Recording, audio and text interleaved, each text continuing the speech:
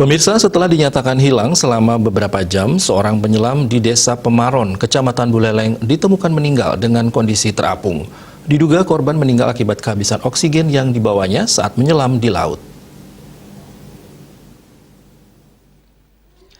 Kawasan barat pantai Penimbangan Buleleng Sabtu pagi digegerkan dengan kabar hilangnya seorang penyelam yang sekaligus pemanah ikan di kawasan tersebut.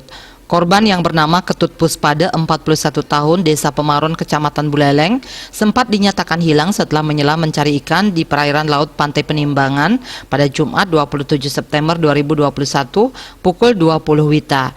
Bahkan keluarga korban sampai membuat ritual supaya Ketut Puspada segera ditemukan.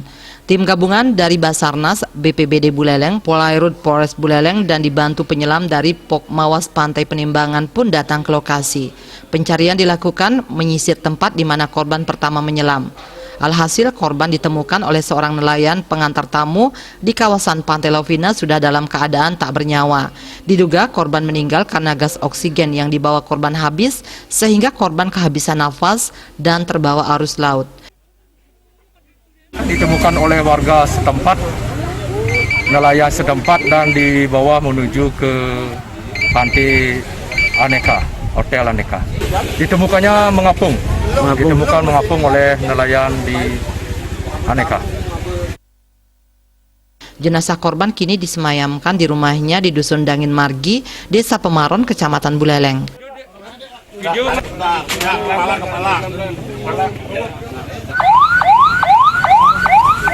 Komang Yuda, Bali TV.